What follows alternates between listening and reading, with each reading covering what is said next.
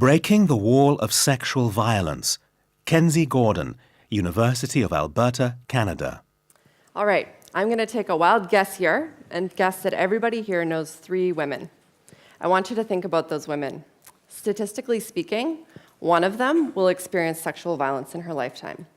It's a chilling statistic, but the good news is we can do something about it, and we're using something that you might not expect: video games. So when you think about violence in video games, you probably think of it as a bad thing. The debate has been raging for decades about whether games are making our kids more violent. Well, this argument has been going in circles. What very few people have been talking about is whether games also have the capacity to make people less violent. Games are amazing tools for social learning. They're immersive, and they engage us in ways that other media forms just can't.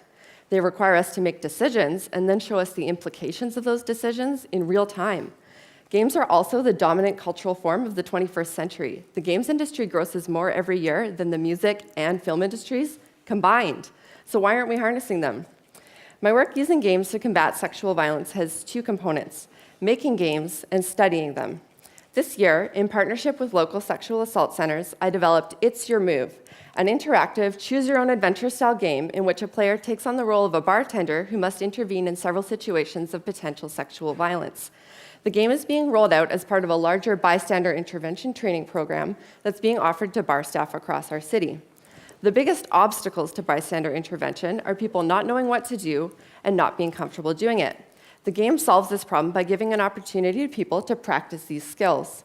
Games are ideal for this kind of learning. Not only can they provide customized feedback to players exactly where and when they need it, but most importantly, they provide a safe and risk-free environment in which people can make mistakes and practice their skills until they can get it right. Bystander intervention training is increasingly being mandated at universities and in regions across the world, and this game can be part of that movement. The other piece of the puzzle is research. To date, research has only examined whether games like Grand Theft Auto might be making attitudes towards sexual violence worse. I contend that looking at the potential positive applications of games is a much more useful research direction, which is why I'm conducting the first empirical study of the ability of games to reduce the rape myth acceptance levels of their players.